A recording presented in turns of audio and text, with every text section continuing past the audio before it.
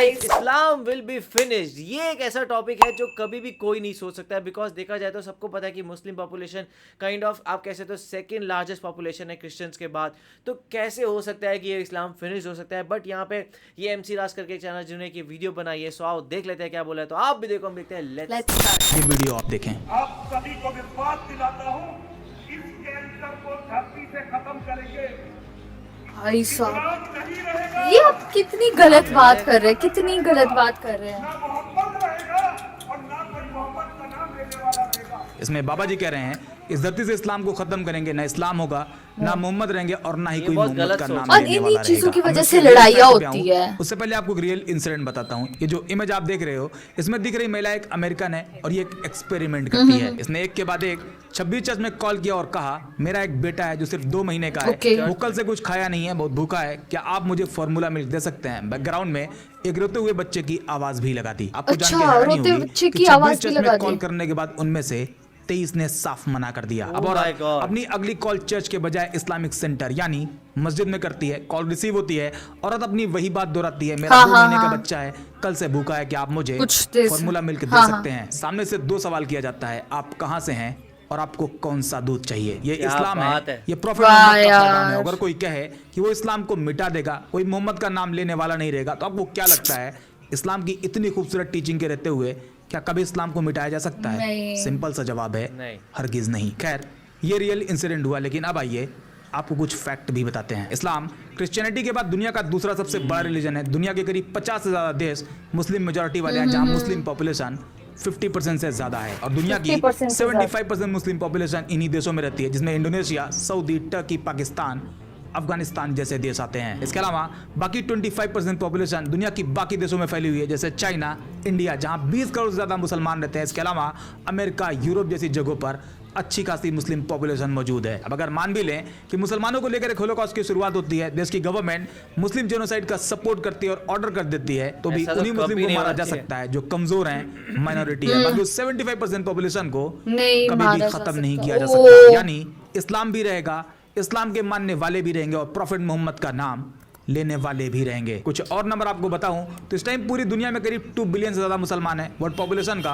25% हिस्सा अकेले मुसलमान ओ का। फिर उससे भाई बताती है साहब, कि और हमारे पास मोस्ट इम्पोर्टेंटली 2030 ना तक कि 2.2 बिलियन होगा, 2030 इस्लाम तक ग्रोइंग ये नंबर रिलीजन भी है। 2.8 बिलियन पर पहुंच जाएगा और दुनिया में Fastest growing 30% religion। population के साथ इस्लाम दुनिया का दूसरा सबसे बड़ा रिलीजन होगा। रिसर्च ये भी बताती है कि इस्लाम ही है जो दुनिया में सबसे तेजी से फैल रहा। क्यों फैल रहा, इन दोनों वीडियो में आपको बताया है। अगर आपने नहीं देखा तो आप जरूर देखिएगा। Okay. अब आप खुद गौर करें, इतने बड़े पैमाने पर किसी धर्म को मिटाना क्या पॉसिबल है? अगर नाजी जर्मनी या सोवियत यूनियन जैसी कोशिश भी करी जाए तो भी पॉसिबल नहीं है। नहीं। हिस्टोरिकली भी आपको बता ही देते हैं, क्योंकि ये पहले नहीं है जिन्होंने इस्लाम को मिटाने का ख्वाब देखा है, बल्कि इससे पहले इनसे बहुत बड़ी बड़ी ताकतें ये ख्वाब देख चुकी हैं और उनके ख्वाब को चकनाचूर किया जा चुका है। 13वीं सेंचुरी में मंगोल एक ताकतवर, दहशतगर्द और बर्बर फौज हुआ करती थी। चंगेज खान इस फौज का बादशाह हुआ करता था और ये फौज जिस इलाके की तरफ निकलती चंगेज उसे खान लूट तो पाट कर, मंगोलिया का कत्लेआम राजा था करके ना। उसे जला देती। इनका खौफ दिन ब दिन बढ़ता ही जा रहा था। साल 1258 में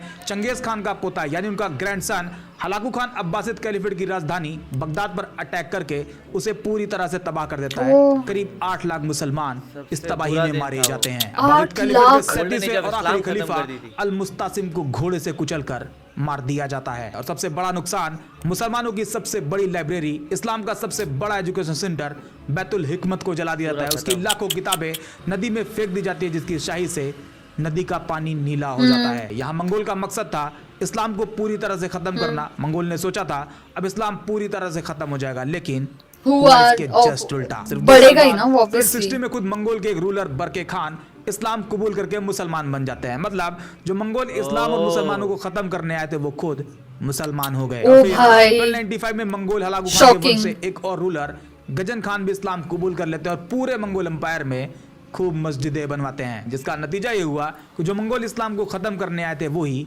इस्लाम के पैरोकार बन गए। एक और एग्जांपल देखें, साल 1478 से लेकर 1834 तक स्पेन में Catholic church back court system हुआ करता था, जिसका मकसद था स्पेन को 100% कैथोलिक कंट्री बनाना। और इसके लिए उन्होंने उन लोगों को टारगेट किया जो मुस्लिम थे, ज्यूज थे या फिर क्रिश्चियन होने का दावा करते थे, लेकिन अंदर ही अंदर अपना अलग धर्म मानते थे। इस पीरियड में स्पेन में मुसलमानों का एक आखिरी किला हुआ करता था जिसका नाम था ग्रनाडा, और 1492 में वो भी गिर जाता है या गिरा दिया जाता है। इस तरह स्पेन पूरी तरह कैथोलिक राजा फर्डिनेंड और इसाबेला के कंट्रोल में आ जाता अच्छा, है। पहले तो उन्होंने मुसलमानों फिर? से कहा कि आप अपना रिलीजन फ्रीली मान सकते हैं, कोई प्रॉब्लम नहीं है, लेकिन कुछ ही साल बाद करीब 1502 में वो अपने ही कहे से पलट गए और एक नया फरमान सुना दिया, मुसलमानों या तो क्रिश्चियन बन जाओ या स्पेन छोड़ दो। इस फरमान को मानने से अगर कोई मना कर देता तो उसे पनिश किया जाता, जेल में टॉर्चर किया जाता और यहाँ तक कि उन्हें मार दिया जाता था। और इस तरह जोर जबरदस्ती करके करीब 2 लाख मुसलमानों को क्रिश्चियन बना दिया गया। 2 लाख लोगों पर शक होता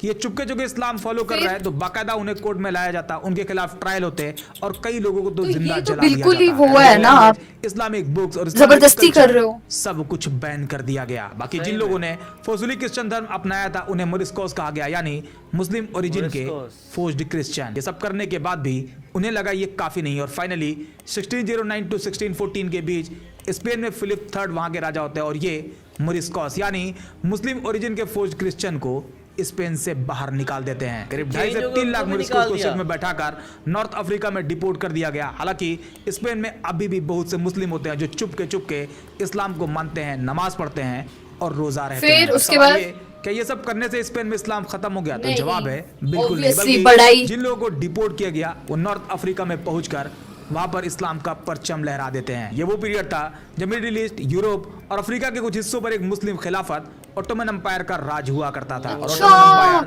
अर्तुगरुल एम्पायर जिसको लेकर सिंपैथी रखती, खुद डिपोर्ट ओटोमन किए गए लोगों एम्पायर। में कुछ लोगों ने ओटोमन नेवी ज्वाइन करी और स्पेन के शिप्स को टारगेट करना भी शुरू कर दिया। अब अगर आज की बात करें तो इस टाइम स्पेन में करीब 25 लाख मुस्लिम रहते हैं, जो स्पेन की 25 टोटल पॉपुलेशन के 5 से 6% है। स्पेन में 1000 से ज्यादा मस्जिदें हैं और दिन ब दिन मुस्लिम पॉपुलेशन और इस्लामिक इन्फ्लुएंस स्पेन में तेजी से बढ़ रहा है। और इस तरह स्पेन का 100% कैथोलिक बनने का सपना कभी पूरा ही नहीं हो पाया। कुछ और एग्जांपल देखें। मुस्लिम रूलर के खिलाफ वॉर की पूरी सीरीज चली जिसे क्रूसेड्स कहा गया, करीब 200 साल तक 1095 से लेकर 1291 तक, जिसमें मुसलमानों को खत्म करने की भरपूर कोशिश करी गई। लेकिन इसी सीरीज में 1187 में सलाहुद्दीन अय्यूबी ने मस्जिद अक्सा फतह कर ली और 1291 में क्रूसेड्स का आखिरी किला भी ढा दिया गया। सोवियत एरा में भी करीब 70 साल तक मुसलमानों को टारगेट किया गया, मस्जिदें बंद करी गई। साल 1917 में 25,000 ज्यादा मस्जिदें हुआ करती थी, जो 1991 आते आते 25,000 से 500 बचती हैं। 500 मौलवी को या तो जेल में डाल दिया गया या फिर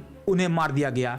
लाखों मौलवी शहीद किए गए, कुरान को बैन किया गया, अरबिक स्कूल सब कुछ बंद कर दिया गया। लेकिन क्या इतना कुछ करने के बाद सोवियत इस्लाम खत्म हो गया? तो जवाब है बिल्कुल नहीं। सोवियत खत्म हो गया लेकिन इस्लाम खत्म नहीं हुआ, बल्कि और मजबूती के साथ वजूद में आता है। आज रशिया में करीब 26 करोड़ मुस्लिम रहते हैं। रशिया की 26 टोटल पॉपुलेशन का करीब 15% हिस्सा। पॉपुलेशन के हिसाब से ये यूरोप के किसी भी देश की सबसे बड़ी पॉपुलेशन है और रशिया का दूसरा सबसे बड़ा रिलीजन भी है। सिर्फ पुतिन के रूलिंग पीरियड में 7500 मस्जिदें बनाई गई। कई मुस्लिम यूनिवर्सिटी है, Moscow Islamic institute MII, Russian Islamic university Kazan, Dagestan Islamic university जैसी कई यूनिवर्सिटी जिसमें बैचलर, मास्टर और पोस्ट ग्रेजुएट लेवल पर इस्लामिक थियोलॉजी पढ़ाई जाती है। चाइना में भी उइगर मुस्लिम को लेकर इस्लाम और मुसलमानों को टारगेट किया जाता है। इंडिया में भी मुस्लिम पहचान की वजह से लोगों को लिंच किया गया, उन्हें अरेस्ट किया गया, टॉर्चर किया गया, चोरी के शक में मार दिया गया। लेकिन अभी जितने भी एग्जाम्पल आपको बताए उन सभी में वक्ती तौर पर मुसलमानों को जरूर दबाया गया, खत्म करने की कोशिश करी गई, लेकिन वो हमेशा बाद में बढ़कर वही ही आया मुस्लिम है। एक नई ताकत के साथ मजबूत होता है और इसके पीछे भी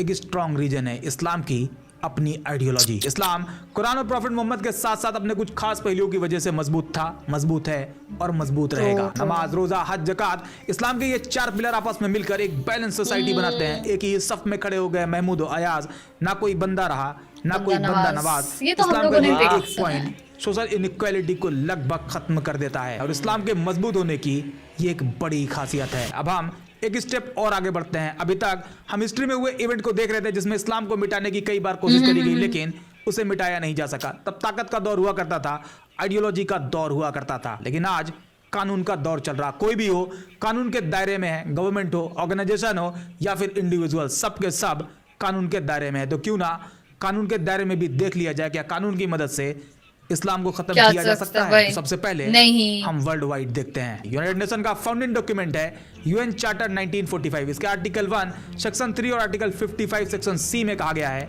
यूनाइटेड नेशन का एम है ह्यूमन राइट और फंडामेंटल फ्रीडम को प्रमोट करना बगैर किसी रेस, सेक्स, लैंग्वेज या रिलीजन के भेदभाव के। यानी यूएन की सभी मेंबर कंट्रीज, इंडिया, यूएसए जैसे सभी देश लीगली कमिट करते हैं कि वो अपने सिटीजन को रिलीजियस फ्रीडम देंगे। इसके अलावा एक और इंपॉर्टेंट डॉक्यूमेंट है यूनिवर्सल डिक्लेरेशन ऑफ ह्यूमन ऐसे तो आप कभी राइट भी किसी को UDHR पार नहीं कर सकते हो। 1948। इसके आर्टिकल 18 में रिलीजियस फ्रीडम की बात करी गई और बाकायदा हर एक इंसान को ये राइट दिया गया है वो किसी भी धर्म को मान सकता है, उसे बदल सकता है या कोई भी धर्म नहीं मानता। और अगर कोई स्टेट यानी गवर्नमेंट किसी कम्युनिटी को फोर्स करे रिलीजन चेंज करने के लिए या कोई सरकार किसी रिलीजन को मिटाने की कोशिश करे तो वो ह्यूमन राइट वायलेशन माना जाएगा। एक और डॉक्यूमेंट है international covenant on civil and political right ICCPR 1966। इसके आर्टिकल 18 में भी सेम राइट दिए गए हैं। इसके अलावा यूएन जेनोसाइड कन्वेंशन 1948 के मुताबिक अगर कोई सरकार या ग्रुप किसी रिलीजन, रेस या एथनिक ग्रुप को डिस्ट्रॉय करने की कोशिश करे तो वो जेनोसाइड की कैटेगरी में आएगा। यानी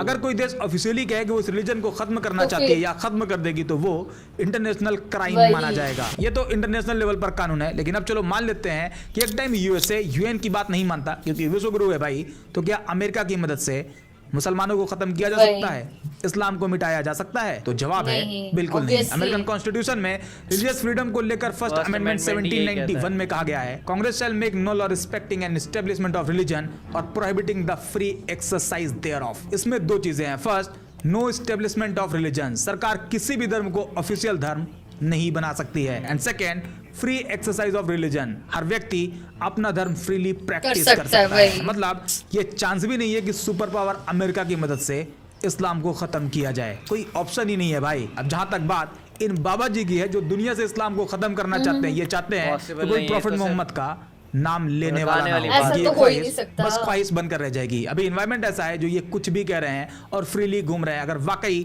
इंडियन लॉ के हिसाब से एक्शन लिया जाए तो ऐसे लोग जेल से बाहर नहीं आ पाएंगे, क्योंकि इंडियन कॉन्स्टिट्यूशन में भी right to freedom of religion के प्रावधान मौजूद है, जिसमें article 25 section 1, article 26, article 27 and article 28 में रिलीजियस फ्रीडम की बात कही गई है। ये भी पॉसिबल नहीं है। ये बाबा जी दुनिया तो छोड़ो, इंडिया से भी इस्लाम नहीं मिटा सकते, ये बस पॉलिटिकल बेनिफिट के लिए माहौल बनाते हैं। और ऐसा भी नहीं है, ये सब ये जानते नहीं है, इन्हें सब पता है, ये बस मुसलमान और इस्लाम के नाम पर एक ग्रुप को अपने फेवर में भीड़ बनाना चाहते हैं। यार इसको देखकर लिटिल इतना बुरा लग रहा है ना। अगर हम लोग एक एग्जांपल ले ना इंडिया का ही, तो हम लोगों को पता है कि जो इंडिया है उसमें सेकुलरिज्म है ना। इंडिया में मतलब कि आप जैन हो गए, पारसी हो गए, सबसे मतलब छोटी जो रिलीजन है वो कम्युनिटी है वो पारसी की है ना। स्टिल मतलब कि ऐसे कोई नहीं उनको निकाल सकता इंडिया से, ये नहीं बोल सकता कि भाई अपना रिलीजन कन्वर्ट कर दो। फिर भी मुस्लिम तो बहुत सारे हैं इंडिया में as compare to the Parsi one, है ना।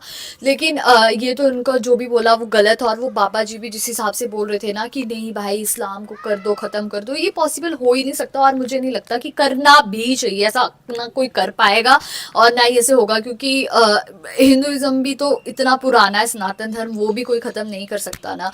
तो फिर वही है कि हमें एक दूसरे के रिलीजन की इज्जत करनी चाहिए और ये हमारे लॉ में भी है। और हम लोगों को एक दूसरे के रिलीजन की तो इज्जत करनी चाहिए और हम लोगों को बेसिकली बुरा भला भी नहीं बोलना चाहिए एक दूसरे के लिए। बेसिकली यार थिंकिंग ही मैटर करती है रादर देन रिलीजन। तो वही ऐसे लोग देखा जाए कहीं ना कहीं कुछ वोट्स के लिए या फिर कुछ थोड़ी पावर के लिए इस तरीके की बातें बोलते थे, उन्हें भी पता है ये कहीं से भी पॉसिबल नहीं है। बिकॉज जैसे उन्होंने पूरे फैक्ट्स के साथ बताया कि भाई कैसे इतनी बड़ी और मतलब आप कैसे पॉपुलेशन को आप वाइप आउट कर दोगे दुनिया से, और साथ में देखा जाए तो सब लोग को पूरा तरीके से अपना हक है, अपना जो वो रिलीजन फॉलो करना चाहे, चाहे वो कन्वर्ट करना चाहे, चाहे वो चीज़ को छोड़ना चाहे, वो सब कर सकते हैं। तो आपका इस बारे में क्या कहना है आप हमें कमेंट सेक्शन में जरूर बताएगा। तो इसे लाइक करते जाए, कमेंट करते जाए, शेयर करते जाए और सब्सक्राइब करते जाइए। बाय।